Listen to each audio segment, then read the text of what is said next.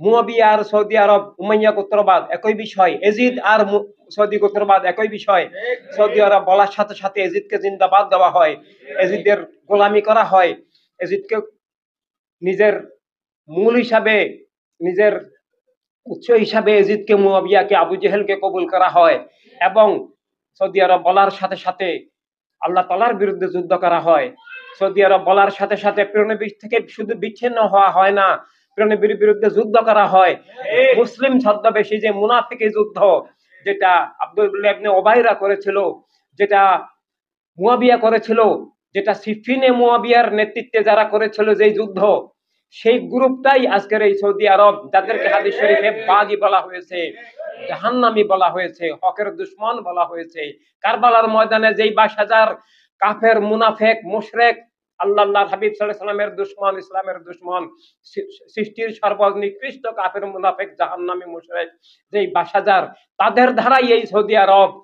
এখান থেকে আমাদের কলেমার চেতনাকে বাঁচাতে হবে, কলেমার মর্মধারা, কলেমার আত্মা জীবন, কলেমা কোরআনের আলোকে আবার প্রজ্বলিত করতে হবে, মশালকে জ্বালাতে হবে নিজেদের জীবনকে মশাল করে, এবং আবার ইসলামকে ফিরিয়ে আনতে হবে।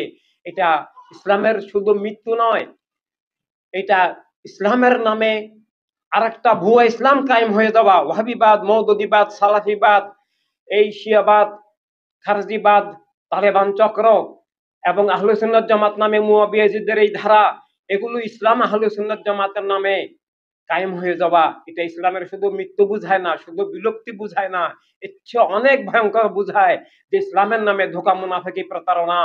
এটা মৃত্যুর চেয়ে ভয়ঙ্কর। এটা পুরো মিল্লাতের মৃত্যু, দিনের মৃত্যু, সমগ্র মানব মণ্ডলের মৃত্যু।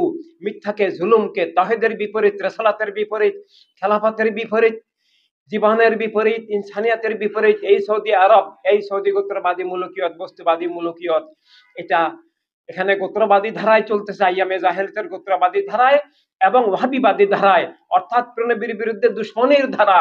ওয়াহাবিবাদ শুধু অবশ্যই বস্তুবাদ, কিন্তু বস্তুবাদের এমন এক শাখা যারা শানের সালাতের দুশমন, সালাতু সালামের দুশমন, ঈদে আজমের দুশমন, আহলে রাসূল আলাইহিস সালামের হত্যাকারী এবং তাদের দুশমন, মকবুল সাহাবা কেরামের হত্যাকারী, যুগে যুগে ইমামদেরকে, ওলীদেরকে শহীদ করেছে, এরা হত্যা করেছে। এরপরে পরবর্তীকালে উমাইয়া আব্বাসীয়রাও তাদের ধারায় আমাদের অনেক ইমামকে হত্যা করেছে।